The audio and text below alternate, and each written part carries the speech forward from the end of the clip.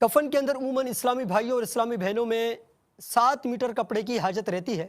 تو سب سے پہلے جو ہم لفافہ ہے اس کے متعلق سن لیتے ہیں کہ سب سے پہلے ہم میت کے لیے لفافہ تیار کریں گے، جس کا طریقہ یہ ہوگا کہ میت کے قد سے لے کر اس کے پاؤں تک اور اضافی دونوں طرف باندھنے کے لیے اتنا پیس کاٹ لیا جائے گا۔ مطلب سر کی طرف ہم نے رکھا، جیسا یہ سارے ہمارا یہاں رکھ دیا ہم نے، اور اتنا اضافی اسی طرح پاؤں کی طرف، مثال کے طور پر یہاں تک پاؤں آ رہے ہیں اور اتنا اضافی، یہ اس لیے رکھا جاتا ہے کہ میت کو پورا لپیٹنے کے بعد اس کو باندھا جائے۔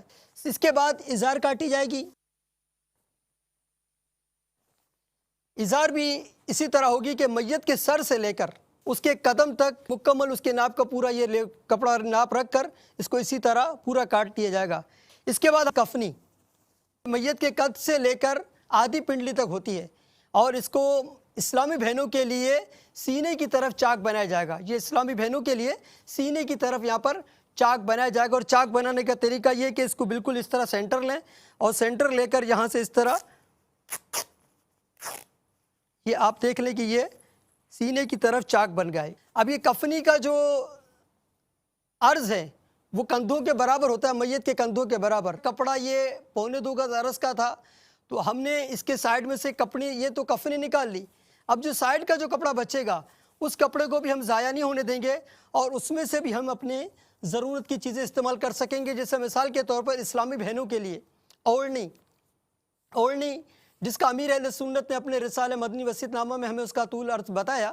اس کا کیا طول ہے کہ آدھی پشت سے لے کر نیچے تک، اور ایک کان کی لو سے دوسرے کان کی لو تک۔ تو یہ جو ہمارا کفنی کے بعد، چونکہ ہمارا جو کپڑا تھا وہ 1.25 گز کا عرض تھا، اور ہم نے کفنی میت کے کندھے کے برابر رکھ کر کاٹ لی تھی، تو یہ جو باقی ہمارا پیس بچے گا اس کو بھی ہم استعمال کر سکتے ہیں، اور اسی میں سے ہم اوڑھنی بھی نکالیں گے، اور انشاءاللہ تعالی اسی میں سے سینہ بند بھی نکالیں گے۔ تو اوڑھنی کا مثال کے طور پر اتنی کان کی لو ہے، اب اتنی کان کی یہاں سے لے کر یہاں تک ہے، تو یہاں سے اس کو کاٹ کر یہ یہاں سے نیچے آدھی پشت سے لے کر نیچے تک کاٹ لیا جائے گا، اور اس کے بعد جو کپڑا بچے گا اس کے لیے ہم سینہ بند بھی اسی میں سے تیار کر لیں گے انشاءاللہ تعالی۔ اب آپ کو اس کا عملی طریقہ بھی بتایا جاتا ہے۔ سینہ بند کا شیخ طریقت امیر اہل سنت نے جو سائز بتایا ہے وہ یہ بتایا کہ آپ نے کہ سینے سے لے کر آدھی ران تک، یعنی عورت کے پستان سے لے کر آدھی ران تک۔ اب یہ اس طرح کا مثال کے طور پر یہ ہے، یہ کندھے سے نیچے والا حصہ جو ہے یہ سینہ ہے، جو گردن کے نیچے سے شروع ہوتا ہے، یہاں سے ہم نے اس کو ناپ لیں گے، اور یہ آدھی ران تک یہ آ گیا، یہ آدھی ران تک ہے، اور اس کو اتنا بڑا لیں گے کہ یہ میت کو پورا اندر لپیٹ لیا جائے، جس کا عرض ہمیں، جیسا میں نے آپ کو عرض کیا تھا کہ تقریباً 2.25 گز کا عرض ہوگا۔ جتنے میں میت لپیٹ جائے گی یہ اتنا، یہ سائز آپ دیکھ لیں تقریباً یہ 1.5 گز کا عرض ہو جائے گا۔ اس کے اندر انشاءاللہ تعالی میت آسانی سے لپٹ جائے گی۔ اس کو یہاں سے آپ کاٹ لیں۔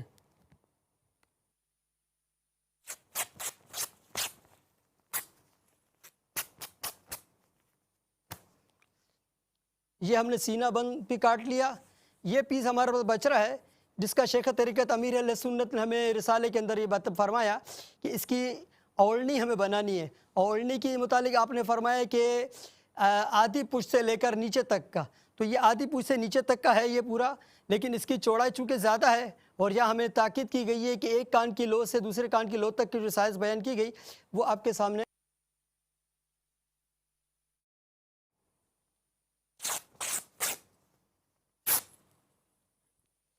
یہ ہمارا 7 میٹر جو کپڑا ہے یہ مکمل استعمال ہو رہا ہے۔ اب دیکھیں اس میں اسی 7 میٹر کپڑے میں سے لفافہ بھی تیار ہو گیا، اسی 7 میٹر کپڑے میں سے ہمارا ازار بھی تیار ہو گئی، اسی میں سے کفن بھی تیار ہو گیا، اسی میں سے سینہ بند ہے یہ بھی تیار ہو گیا، اور اسی میں سے اوڑھنی بھی تیار ہو گئی۔ اب یہ جو کپڑا ہمارے پاس اضافی بچ رہا ہے اس میں میت کے استنجا کرانے کے لیے ہم دستانے بھی اسی میں سے تیار کر سکتے ہیں۔ صلو علی الحبیب صلی اللہ تعالی علی محمد۔ کفن کاٹنے کا عملی طریقہ آپ دیکھ چکے، اب لازمی بات ہے آپ نے میت کو کفن پہنانا ہے۔ تو آپ جب تختہ غسل پر لائے تھے تو آپ نے دھونیاں دی تھی، اب آپ کفن پر لانے سے پہلے بھی دھونی دیں گے، وہی جو اگربتیاں وغیرہ جو خوشبو وغیرہ اس کے گرد پھیری جائیں گی۔ آئیے اس کا طریقہ دیکھتے ہیں۔ جائے گا جب جہاں سے کچھ بھی نہ پاس ہوگا، 2 گز کفن کا کپڑا تیرا لباس ہوگا۔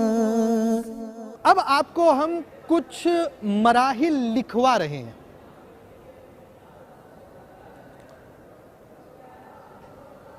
تاکہ آپ کے ذہن نشین رہے، آپ بڑے آرام سے کفن دے سکیں۔ آپ کے مراحل لکھے ہوں گے، اس کی احتیاطیں انشاءاللہ عز و جل جس طرح آپ نے پہلے دیکھا تھا اسی طرح آپ احتیاطوں کے ساتھ تفصیلی مناظر دیکھ سکیں گے، مگر آپ کے ذہن میں کچھ چیزیں، چند باتیں ذہن میں رہ جائیں گی، تو اس کا فائدہ یہ ہوگا کہ آپ کو ذہن نشین کرنا آسان ہوگا۔ کفن کٹ چکا ہے، میت کا غسل ہو چکا ہے، اب صرف مرحلہ کفن دینے کا ہے۔ کفن دینے کی باری ہے۔ جب کفن دینے کی باری ہے تو اب آپ یہاں پر چند سٹیپ لکھیں۔ ایک تو آپ نے کفن کو دھونی دی، پہلا کام، پہلا مرحلہ دھونی دے دینا، ایک کام ہو گیا آپ کا۔ دوسرا کام کفن بچھانا، یعنی پہلے آپ لفافہ بچھائیں گے، اس کے اوپر آپ تیبن بچھائیں گے جس کو ازار بھی کہا جاتا ہے، پھر قمیص یا کفنی آپ بچھائیں گے جو ایک سائڈ بچھے گی، ایک سائڈ فولڈ کر کر رکھی جائے گی، عملی طریقہ آپ دیکھ پائیں گے۔ تیسرا کام دھجیہ رکھنا، یعنی آپ دیکھتے ہیں کہ لازمی بات ہے وہ میت کو اٹھانے کے لیے کوئی نہ کوئی سپورٹ چاہیے ہوتی ہے، تو اس موقع پر دھجیہ وغیرہ رکھی جاتی ہیں۔ اب کفن بچ چکا ہے، دھجیاں رکھی گئی ہیں اور آپ میت کو غسل دے چکے ہیں، اب آپ میت کو لے کر آئیں گے کفن پر۔ تو چوتھا مرحلہ میت کو کفن پر رکھنا۔ اب جب کفن پر میت کو رکھیں گے تو اب سینہ اور دل پر، یعنی دل پر یا رسول اللہ اور سینے پر لا الہ الا اللہ محمد الرسول اللہ صلی اللہ تعالیٰ علیہ وآلہ وسلم ہاتھ کی انگلی سے لکھیں گے۔ انک، سیاہی وغیرہ استعمال نہیں کی جائے گی، آپ اس کا عملی طریقہ انشاءاللہ عز و جل ملاحظہ کریں گے۔ اگلا جو مرحلہ ہے وہ آپ کا قمیص پہنانا۔ چھٹا کام آپ کا یہ ہوگا کہ آپ قمیص پہنائیں گے۔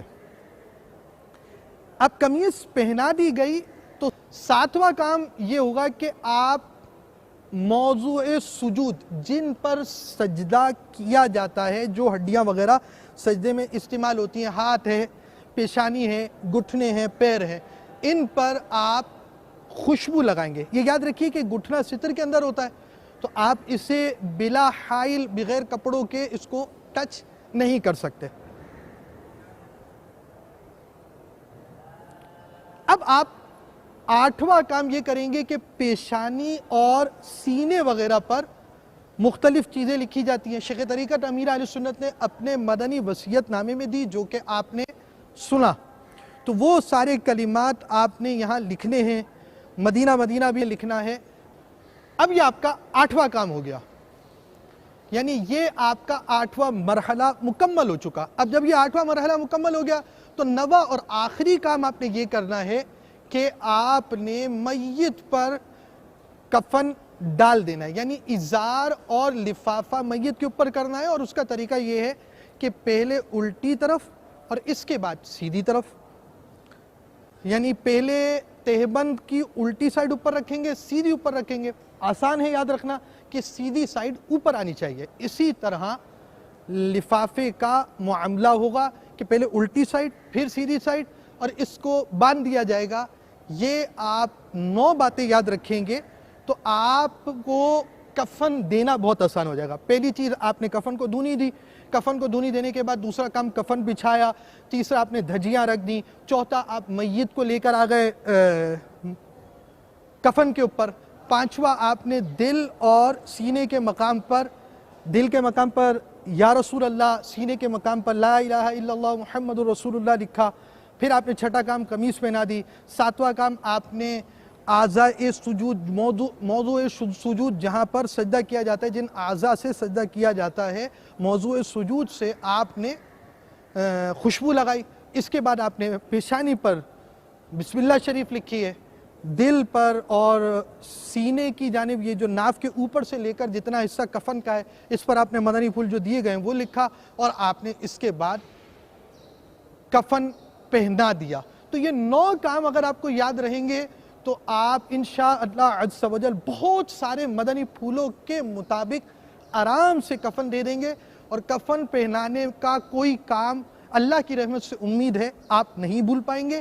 آئیے اس میں بات سیدھے احتیاط بھی ہوتی ہیں، عملی طور پر کیسے ہوگا آپ کو اس کا طریقہ دکھاتے ہیں۔ صلو علی الحبیب صلی اللہ تعالی علی محمد۔